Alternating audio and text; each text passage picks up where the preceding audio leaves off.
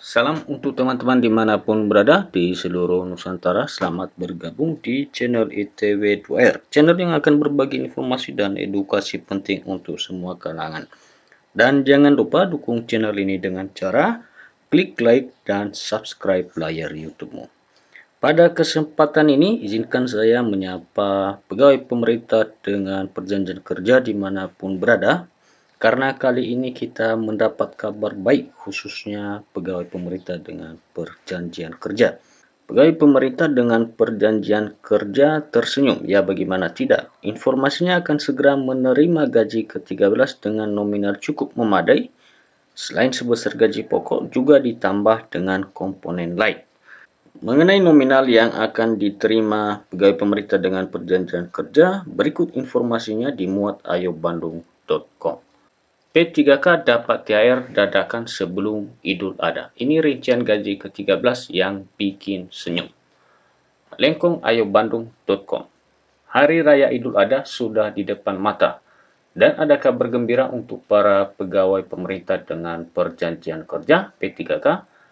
Menteri Keuangan Sri Mulyani telah memastikan bahwa gaji ke-13 untuk para P3K akan dibayarkan paling cepat pada tanggal 3 Juni 2024. Keputusan ini dituangkan dalam PMK nomor 15 tahun 2024 yang memberikan petunjuk teknis mengenai pembayaran gaji ke-13.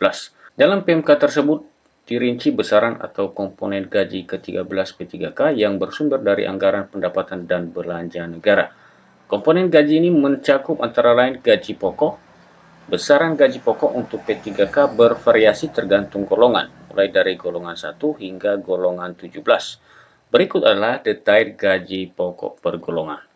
Nah, ini adalah mulai dari golongan 1 hingga golongan 17. Teman-teman bisa lihat misalnya golongan 1 gaji pokoknya di kisaran 1.938.500 sampai dengan 2.900.900 rupiah dan seterusnya.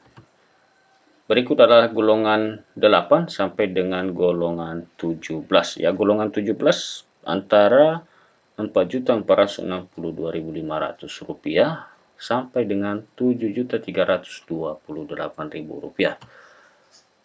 Kedua, tunjangan keluarga. Selain gaji pokok, P3K juga akan menerima tunjangan keluarga yang meliputi tunjangan untuk suami atau istri dan anak. Ketiga, tunjangan pangan. Tunjangan pangan juga termasuk dalam komponen gaji ke-13 ini yang bertujuan untuk mendukung kebutuhan pokok para pegawai. Keempat adalah tunjangan jabatan atau tunjangan umum. Tunjangan ini diberikan sesuai dengan jabatan yang diemban oleh P3K atau sebagai tunjangan umum bagi mereka yang tidak memiliki jabatan struktural. Kelima, tunjangan kinerja. Tunjangan kinerja diberikan berdasarkan penilaian kinerja masing-masing pegawai sebagai bentuk apresiasi atas kontribusi dan prestasi mereka dalam bekerja.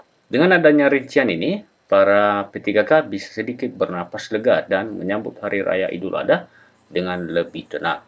Tidak hanya gaji ke-13, komponen-komponen tunjangan yang ada juga diharapkan bisa membantu meringankan beban hidup dan meningkatkan kesejahteraan pegawai. Demikianlah informasi terkait gaji ke-13 P3K yang akan disalurkan melalui Kementerian Keuangan. Dan itulah informasi yang kami teruskan kepada pegawai pemerintah dengan perjanjian kerja. Semoga informasi ini dapat bermanfaat. Sampai ketemu kembali. Salam.